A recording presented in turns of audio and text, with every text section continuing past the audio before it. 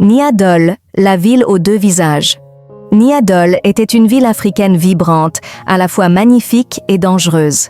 Les bâtiments brillants du centre-ville reflétaient le soleil comme des miroirs d'or, tandis que les ruelles profondes et poussiéreuses des quartiers périphériques abritaient la misère, la peur et les secrets. Cette ville possédait deux visages. L'un promettait la réussite, l'autre dévorait ceux qui rêvaient trop fort. Aminata, 22 ans, vivait dans l'un de ces quartiers oubliés. Belle, ambitieuse, intelligente, elle rêvait d'offrir une vie meilleure à sa mère malade et à son petit frère. Chaque matin, devant un miroir fissuré, elle se répétait que seuls ceux qui brillaient gagnaient le respect du monde. Ce désir de lumière allait la pousser sur un chemin sombre, sans retour. Un jour, grâce à sa détermination, Aminata obtint un emploi dans une prestigieuse entreprise dirigée par Kassanga Diop. Charismatique, élégant, toujours impeccablement vêtu, il attirait les regards, mais aussi les rumeurs. On disait qu'il était lié à des réseaux puissants, à des affaires nocturnes et interdites. Mais Aminata n'écoutait pas les murmures. Elle voyait en lui un pont vers une vie meilleure. Très vite, Kassanga commença à la remarquer. Il l'appelait dans son bureau tard le soir, lui offrait des compliments, puis des cadeaux. Il savait séduire, manipuler, attirer. Et Aminata, fatiguée de lutter contre la pauvreté, se laissa doucement aspirer par l'attention de cet homme influent. Un soir, poussée par la tentation d'obtenir un meilleur poste et une vie plus confortable, Aminata prit la décision de se rendre chez Kassanga. Elle n'était pas naïve. Elle savait ce que cela impliquait. Elle se disait qu'elle contrôlait la situation, qu'elle pouvait jouer le jeu et en tirer avantage. Ce soir-là marqua le début d'un engagement invisible. Kassanga lui offrit un salaire doublé, un appartement luxueux en centre-ville, des vêtements, des privilèges. Aminata pensa avoir gagné, mais ce n'était que l'illusion d'un piège doré. Rapidement, des signes inquiétants apparurent. Des hommes en costume suivaient discrètement Aminata.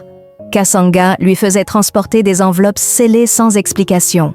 Et lorsqu'elle osait poser des questions, son patron devenait froid et autoritaire. Un soir, elle demanda « Kassanga, qu'est-ce que tu me fais transporter ?» Il répondit durement « Plus tu en sais, plus tu risques. Contente-toi d'obéir. » Ce fut le premier avertissement que sa nouvelle vie n'était pas un rêve, mais une cage. Aminata finit par comprendre qu'elle avait été intégrée au Choisi, un cercle secret de femmes utilisé par Kassanga pour séduire, influencer ou espionner des hommes importants. Elle vivait dans le luxe, mais sans liberté. Certaines avaient disparu sans explication. Les autres se taisaient par peur. Aminata tenta de quitter Kassanga. Il la menaça. Puis 2 hommes visitèrent sa mère. Elle comprit qu'elle était prisonnière, liée par des preuves compromettantes que Kassanga gardait contre elle.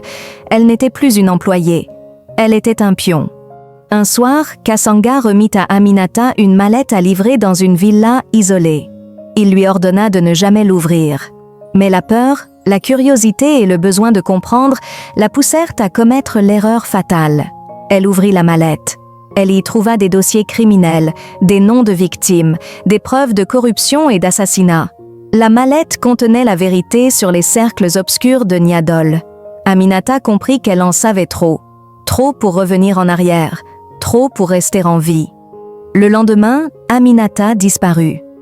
Son téléphone fut retrouvé dans une ruelle. Son appartement était vide. Sa mère hurla son nom dans les marchés, mais personne n'osa répondre.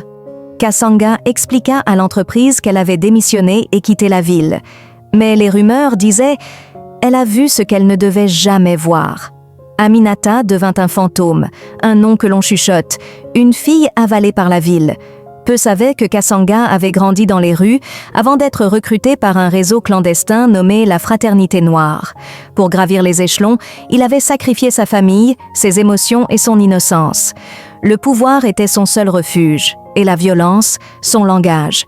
Aminata n'avait jamais eu une chance. Elle avait rencontré un homme façonné pour détruire. L'ami d'enfance. Dans le quartier d'Aminata vivait Samba, un ami d'enfance discret qui avait toujours ressenti pour elle un amour silencieux. Il refusa d'accepter sa disparition.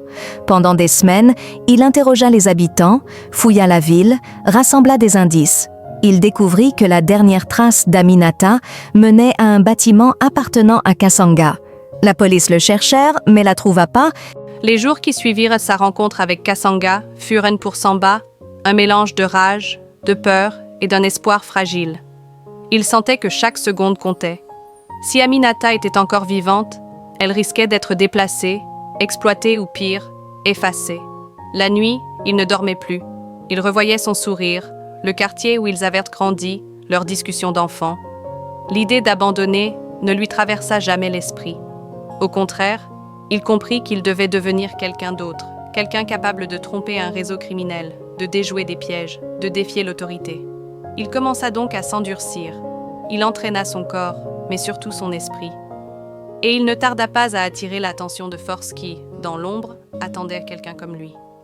À Niadol, tout le monde connaissait Kasanga, mais peu savaient qu'un groupe clandestin s'opposait depuis des années aux cercles obscurs. Il se nommait l'œil du peuple.